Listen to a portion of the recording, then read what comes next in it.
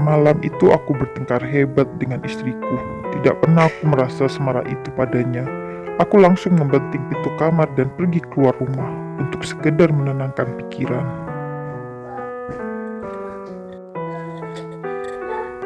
Aku pergi ke rumah sahabatku, Doni. Dia adalah teman sekaligus saudara sepupu istriku. Dia juga yang dulu menjodohkanku dengan istriku sampai akhirnya kami menikah. Setiap aku memiliki masalah, dialah orang pertama yang aku hubungi.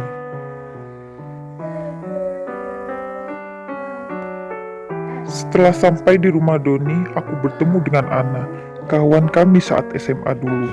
Ternyata Doni kini sedang menjalin hubungan spesial dengan Ana. Kami menghabiskan malam membahas masa saat kami SMA dulu. Bagaimana tidak, Ana dulu sempat menjadi primadona di sekolah kami.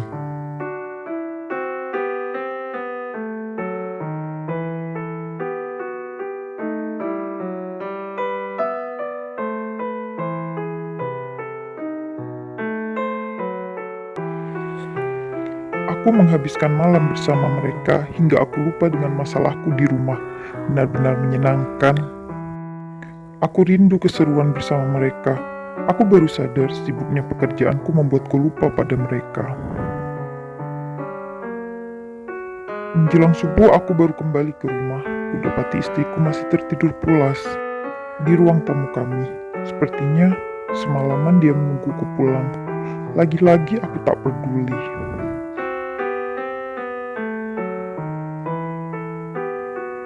Entah mengapa bayangan tentang Ana tak pernah bisa lepas dari pikiranku. Dia tidak pernah berubah, masih tetap cantik dan mempesona seperti dulu. Andai saja aku belum menikah. Ku beranikan diri mengajak Ana makan siang. Kami saling menceritakan tentang kehidupan kami. Sial, ternyata Doni berniat melamar Ana. Entah mengapa hati ini rasanya tidak rela bila Doni sampai menikahi Ana. Astaga, ada apa dengan hatiku? Bukannya saling menjauh, justru hubungan kami semakin dekat. Hari itu Ana menangis, katanya sih karena Doni memukulnya. Aku marah. Tanpa berpikir panjang, aku langsung menghampiri Doni di tempat dia bekerja.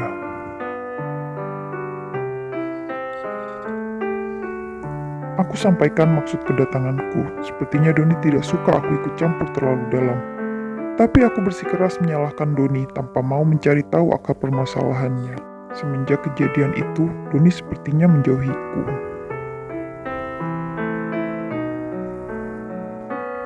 Sepertinya aku sudah kehilangan sahabat terbaikku, Doni. Tapi yang terpenting sekarang adalah aku tidak kehilangan Ana. Kebiasaanku pulang terlambat membuat hubunganku dengan istriku semakin menjauh. Lagi-lagi aku tak peduli.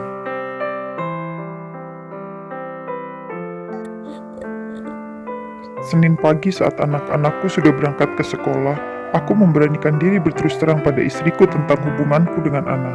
Istriku tidak terlalu terkejut, sepertinya dia sudah tahu tentang perselingkuhanku selama ini.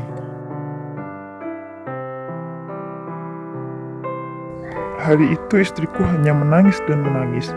Aku bisa merasakan kesedihannya. Saat anak-anakku kembali dari sekolah, istriku berpamitan untuk pulang ke rumah ayahnya dan membawa anak-anak bersamanya. Baru sebentar saja mereka pergi, rumah begitu terasa sangat sepi. Tak terdengar lagi suara canda dan tawa mereka. Lucunya lagi bukan hanya rumah, tapi sebagian dari hatiku rasanya ikut pergi bersama mereka. Hampa. Daripada terbawa suasana, aku memutuskan untuk pergi ke rumah Ana. Aku mengirimkan pesan singkat pada Ana bahwa aku akan berkunjung ke rumahnya sekaligus ingin mengatakan sesuatu.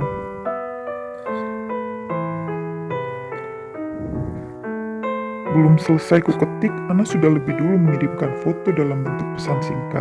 Entah karena aku dan Ana berjodoh atau kebetulan saja kami saling berkirim pesan dalam waktu yang bersamaan. Batin.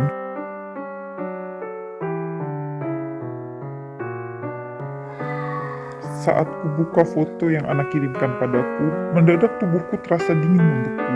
Kulihat foto undangan pernikahan Ana dan Doni. Ana menambahkan pesannya, Ini undangan pernikahan kami. Maaf, tapi Doni tidak menginginkan kehadiranmu dalam pernikahan kami.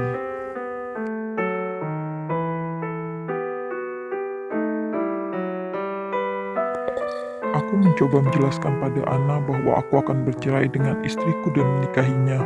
Tapi jawaban Ana benar-benar membuatku sadar bahwa aku hanya pelariannya saja saat dia merasa bosan. Aku tidak lebih dari sekedar mainan yang saat dia sudah bosan, dia akan mencapakanku seperti sampah.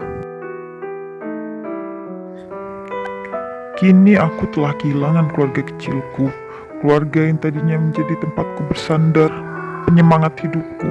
Mereka semua telah pergi. Padahal selama ini mereka adalah alasanku untuk tetap berjuang.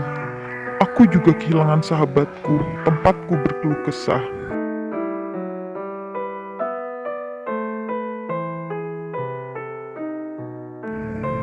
Tuhan, aku sangat merindukan mereka.